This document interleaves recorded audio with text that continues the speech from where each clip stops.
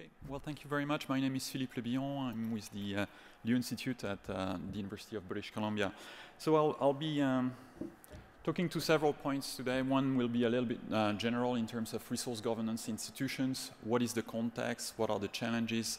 And what are some of the tensions that are associated with having a country like Canada intervening in resource governance in developing countries? I'll look at the general interventions options that are out there, some of the Canadian actors that we can identify, but I suppose you're all very familiar with those because many of the actors are here in this room. And then I'll talk about the rationale for the Canadian government to work, what type of programs have they done, but again, this is not really my remit here. And I'll talk at the end briefly, but I hope it will be helpful, on a planned institute. It's not yet signed, but CIDA, as you probably know, has announced the funding of a major institute, the Canadian International Institute for Extractive Industries and Development, and be hosted notably by UBC. So what's the general context? Well, we've had an euphoric decade with regard to the commodity boom that has really made a mark. I wanted to add maybe one point with regard to the discussion we've had on the super cycle we've discussed. And it touches upon the volume, actually, and the type of material intensity that has resulted in this particular boom. So you will see just here on this graph, you've got GDP with, which is taking this orange upward line rapidly, the population in blue.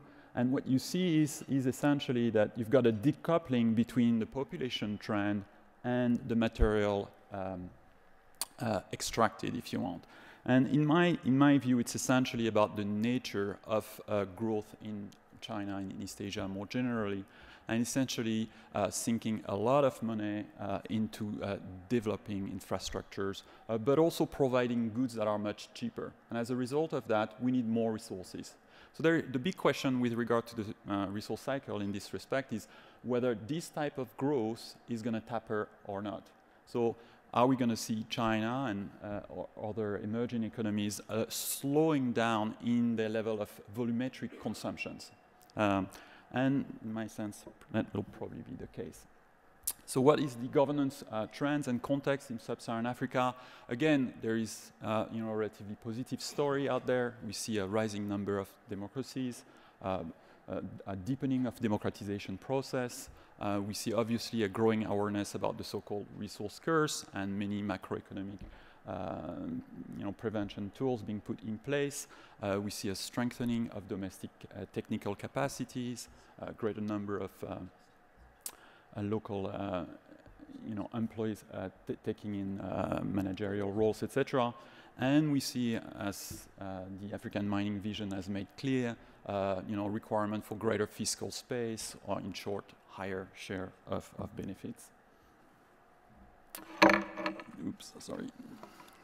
So what are the main governance challenges? I think we've gone through many of them already. The first thing is that resource sectors are highly politicized. It's a highly politicized sector for a number of reasons. It's in the soil, it's treated as a national asset, but at different scales, people see them as owners. And Patrick Chevalier mentioned that rightly. When you've got a resource in a particular region, other regions also want a stake in it. It's a sector that has strong macroeconomic implications, obviously, especially as countries are extremely dependent on it, but it has also important micro-level socioeconomic dimensions. As was explained by Jim Cost when he did his presentation on the natural resource structure, there is a long chain of responsibility to ensure the positive developmental outcomes, and it's not always easy to point at where the problem lies in particular, so it's a multiple approach that one needs to be taken. And Paul Collier has mentioned the idea of the weakest link in that chain, and it's true that one needs to pay particular attention to that. There is also the idea that the institutional capacity of the host governments is often perceived, at least perceived, as being lagging behind the complexity and the requirements, and unevenly pitched with regard to the skills of investors. Again, this is a narrative that needs sometimes to be questioned. The fourth point is that very often also we see the institutional robustness in developing countries being tested by the scale of revenue flows and the shocks that can be associated with them. and the counter-cyclical reactions that governments can have, and the type of discussions and political pressure that comes upon a government in renegotiating contracts, for example. And finally, we see profit-driven companies operating in challenging institutional settings. So I will not go into the profile of the psychopath here, as Alan has put, but it is also about trying to move beyond simply profit-driven. Okay. Got a relatively long slide here to talk about the main tensions that we can find in governance institutions. I'll go very rapidly through them. The first one is, if you're talking about resource governance, it's about essentially talking about domestic policies. And it's also about trying to respect host government sovereignty. So there is this tension. So in Liberia, we saw with GMAP, for example, the tensions around questions about how sovereign really is the Liberian government and the Liberian people when everything has to be signed by an expat, representing the interest of the international community and supposedly the people. It's also about maintaining a certain degree of international leverage, about possibly moving some reforms ahead. And in this respect, it's quite clear then, once the mining or oil and gas ventures are in place, revenues increase and thus the leverage decreases. Okay, so how to maintain that, especially in the face of international competitions where emerging countries like China are not putting the same type of reform demands on those governments. The third one is to reduce poverty in producing countries, but also for the intervening country, it's about increasing profit for own corporation. So it's not a zero-sum game. Obviously, if you increase the cake, you can change slightly the share, but everybody can be better off. The fourth one relates to the instability of low-income countries, but also the attractiveness sometimes that this instability is creating for juniors and even major to some extent, where they can see that there are good deals to be taken. And the home country here has to think about where are investment taking place. So for the Canadian government, especially at the provincial level to some extent, it's about also trying to retain Canadian capital in Canada. So there is this tension at work here. The third one is to try to maintain political stability for investments, especially regarding contracts, etc., while promoting a democratic agenda. And so obviously, in many cases, pragmatism pays off. It's about supporting basically autocratic regimes.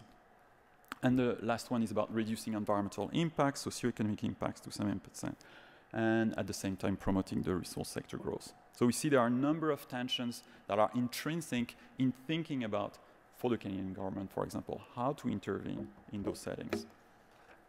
So what are the options for interventions? What can be done? I'll not go too much into the details here, but let's say there are like 3 levels. The first one is domestically. What can you do at home? Well, it's about regulations, for example, disclosure on financial markets. It's about operational standards as put by EDC here. It's about accountability mechanism, meaning that prosecutors in Canadian courts will take on the cases, as we are seeing with a number of companies at this point. Bilaterally, it's about trade and investment agreements. Patrick rightly mentions the connections that we see there. And often it's a bit of an overlooked aspect in resource governance. There is also a bilateral assistance project. I'll talk about that in a minute. And multilaterally, it's about providing support for resource governance initiatives. So very often when we think about the role for Canada, we think about the role of government. But it goes beyond Canadian authorities, whether it's federal or provincial. First, we need to think also of financial market regulators, as I mentioned, and the courts. But it's also about the whole community. And here is probably the best example we can have. So about the academics, the think tanks, the consultants, and importantly also the advocates, and what kind of agenda they're pushing. It's about the extractive companies and the associated industries and citizens as constituents and as consumers. So what's the rational motivation for the Canadian government, if we were to put it relatively bluntly? Well, it's essentially about promoting Canadian extractive ventures abroad. Okay? It's also about giving extractive sector a better name, because Canada is very closely associated with the extractive sectors. It's also about fostering host country growth to increase trade and reduce aid. And it's an important aspect that we need to take into consideration. What is the impact of it? You know, is it really like one of the main drivers, and is it a fair one? You know, the idea of weaning some of those countries out of aid dependence, for example, is right, but at the same time, we need to think about whether mineral-driven growth will actually reach people that were previously benefiting from those aid programs.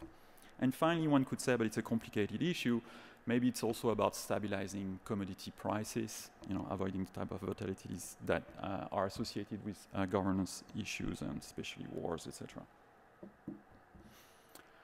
So should Canadian agencies support international extractive sector governments? Well, many people would say yes, there are some important things, as Patrick presented. There's strong expertise in some domains. So there is a Canadian potential here, geological surveys, legislations, in the realm of audits.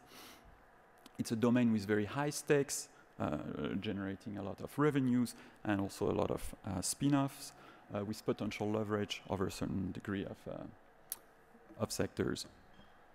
Very often also we see requests from host governments, so as such the Canadian agencies should be responding. At the same time there are, you know, some cons.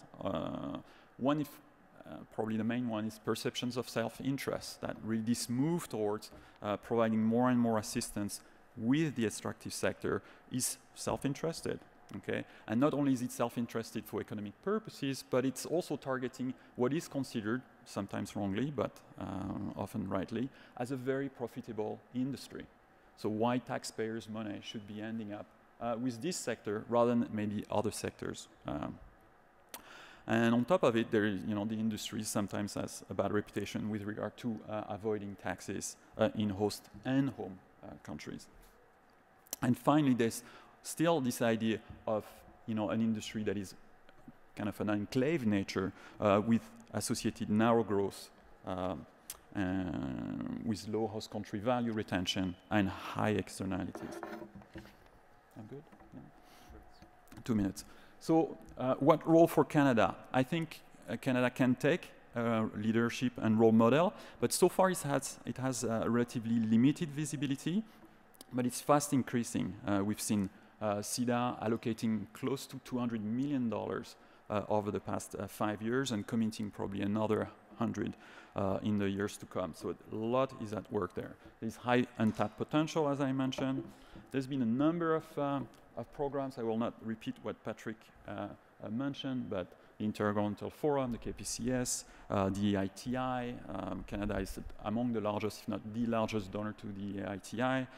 There's been regional and bilateral initiatives, the AMDC, as we mentioned, in Peru, a very large program.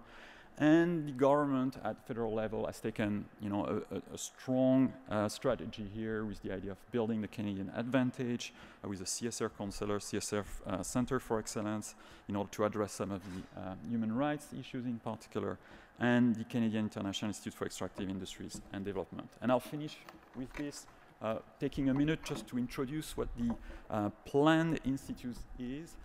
So it is essentially a CIDA-funded coalition between 3 universities: the University of British Columbia, which essentially is the mining school, if you want, Simon Fraser University, which has organized a lot of dialogues in the past and worked a lot on CSR issues, and École Polytechnique de Montréal, also, which has a strong mining school. We have at the moment about 60 partners from government, industry, and civil society, including a number of provincial regulators, etc. The budget is sizable, but not huge. It's about $5 million per year over a period of 5 years, and it's complemented by some corporate sponsors. Because it's funded by CIDA, the vision is clearly about poverty alleviation, so reducing poverty and stimulating economic growth in developing countries by improving extractive sector governance. The mandate itself is relatively clear also. It's essentially to mobilize expertise to assist governments.